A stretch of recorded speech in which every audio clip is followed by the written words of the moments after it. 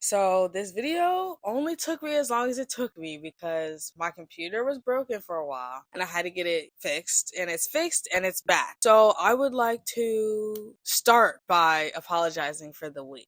But to get into the premise of this video, you're probably already upset, okay? Because a lot of people love the Superman 2025 film and despised, Man of Steel. So let's get into my thoughts on both Man of Steel and Superman 2025. So Superman's film adaptations can be simplified into four major pillars, that being the imitation of humanity, Lois Lane, his unwavering morals, I should say Western morals, and then we have isolation. Now we can also add responsibility as a pillar, which could be argued, but that's not what we're talking on at the moment. All of these aspects have been thoroughly explored in one adaptation or another, or all if you're Lois Lane. But the difference between Cornsweat's portrayal of Superman and Cavill's version of Superman is also separated by which major pillar they decided to focus on when creating their films. These pillars are meant to add depth to an otherwise Boy Scout boring story. And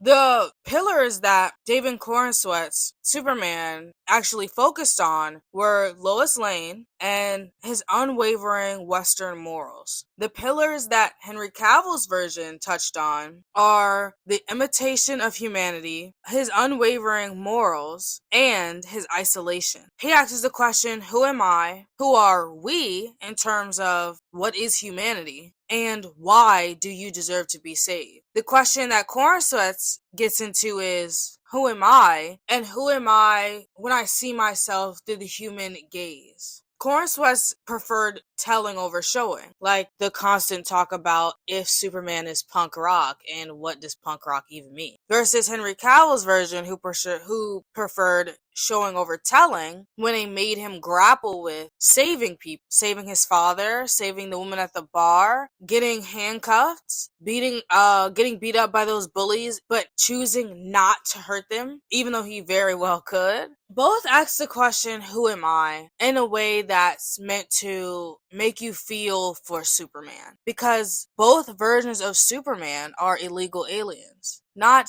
in the way that it's kind of a derogatory term to alienate and dehumanize people who come from other countries, but quite literally an illegal alien from space. He is the definition of what an illegal alien is. And I believe that Henry Cavill's version makes it very clear how isolating something like that can be. Whereas Cornsweat's doesn't really touch on his isolation, doesn't touch on how his differences are clear to him, even if they're not clear to everybody else. The true difference between Cavill's Superman and Cornsweat's Superman is idealism versus realism. And I believe the argument that Cornsweat has with Lois Lane is the most telling part, the most telling point that I could show you to explain this. Lois Lane is telling him everything is political, which is a fact. Every media you've ever read is political. Cornsweat argues this idea,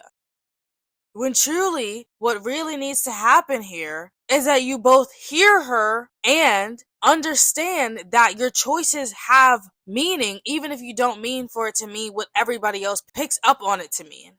There is no world in which you can live and it not have anything to do with everybody else. It's just not reasonable. It's just not logical. So going to save those people, I'm not saying is wrong. I'm not trying to argue that he maybe should have hesitated. No, you're Superman. Do what you're going to do. But don't ever believe that your actions don't mean anything. They don't, represent a certain country that you live in, or a certain place, a certain people. It matters. Every single one of your choices that you make matters. And to more than just you and the person you're saving, but to the world and how that looks. Superman was written, to my knowledge, to be idealistic, to be the exact opposite of Batman. Batman who is realistic, Batman who is grounded and human. What we really have is a depth problem, not a realism versus idealism problem, as I think about the situation further. Because the fiction genre was created to bring real issues and make them mysterious or fantastical, comical, or even romantic, whilst making a point about the world around you.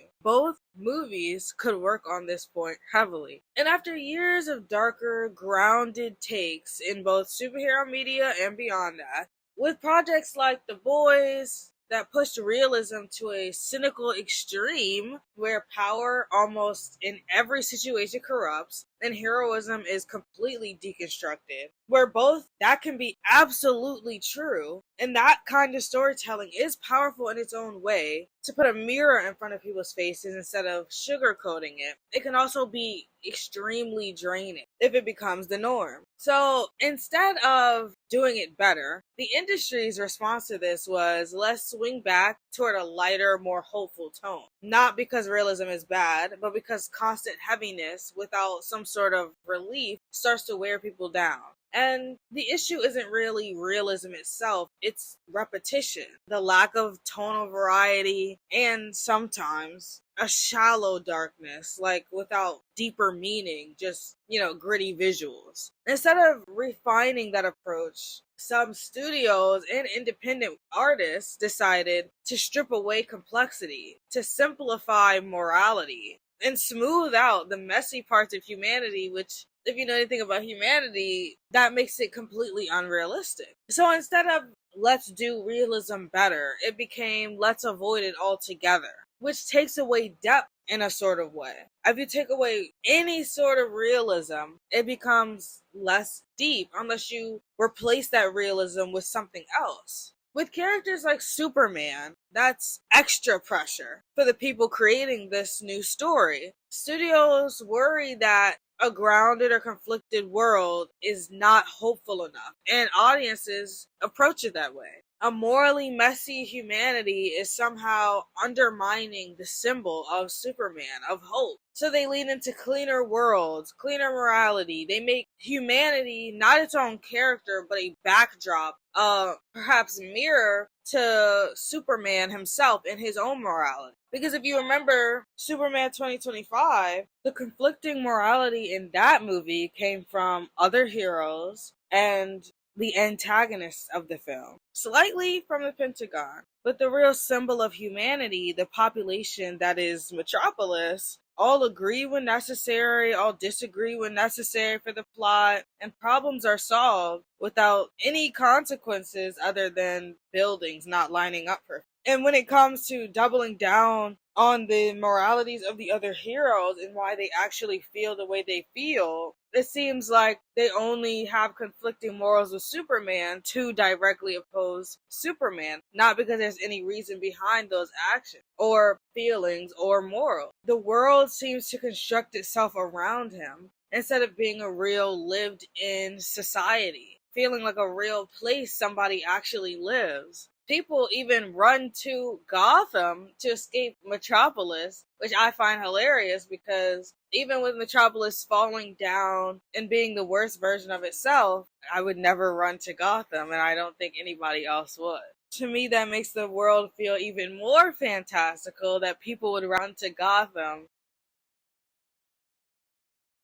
Shows like The Boys created a kind of false binary where realism is cynical and violent and corrupt, where idealism is hopeful and clean and inspirational, which is true, but it's not completely true. You can have both grounded, realistic humanity and moral complexity while also being able to give real, genuine hope and lightness. Because if you know anything about humanity, it is that we are, if nothing, complex, chaotic creatures. Nature is chaotic. It's full of mess, but it's also complex. And it can be complex without turning turning everything into nihilism. That middle ground just requires more nuance and more confidence in the audience to actually pick up on these nuances and be able to deconstruct and talk about the nuances of the project, let's say. Both the best of both worlds is completely hard. Don't get me wrong. I'm not saying this is an easy thing to pull off. A world that feels real and divided and flawed. A Superman who still inspires within that world, and hope that builds over time, not instantly exists because of who the character is. That takes strong writing, lots of patience, willingness to both sit in that discomfort with that character and pull them out of that discomfort with a complete understanding of who they are and the world they work in while still making the choices they make. It's easier to go all in on one side, fully dark, fully deconstructed, fully nihilist, or fully bright and fully idealized. But the middle space, that's where the most beautiful stories I have ever seen are. That's where they live. And it's also the hardest to execute. I don't think there's really a problem with realistic or heavy superhero stories. I think the problem is how often they've been repeated over and over again, how shallow some of them have become, and how quickly studios abandon nuance instead of improving. I think independent films sit on this much better than actual big studios do, because independence is about creativity, where studios are about profit. An example of that would probably be the end of Stranger Things. You don't need to become the boys to be realistic. You just need to let humanity feel like actual humans. And honestly, that approach would not make Superman darker. It would make his hope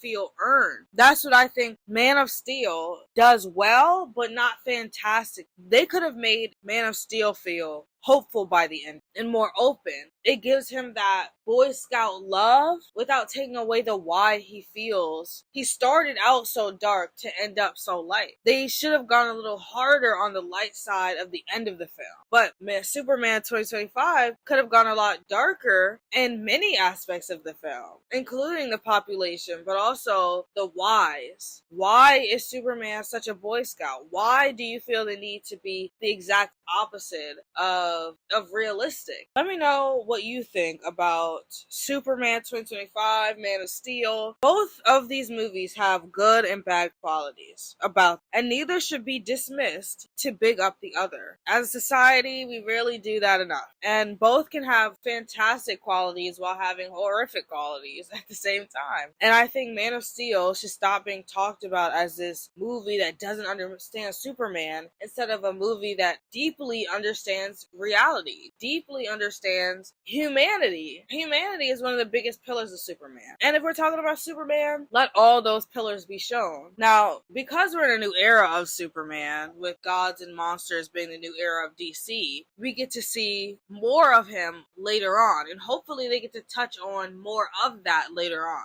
where the hope is earned instead of just given to him. But we'll see. We'll see. I understand they were trying to make a Superman that didn't feel like a god, but to me, that's all they really did. Make him feel like more of a god than less than one. So, what's your favorite Superman adaptation actually is? Because, spoiler alert, mine is Superman and Lois. That was a good show, and I love seeing Superman as a father. And yeah, I'll probably get into this topic, not necessarily Superman, but superheroes, realism, and idealism in a later video. Let me know what you think. I would love to hear it. And yeah, I think that's it. Yeah. Bye!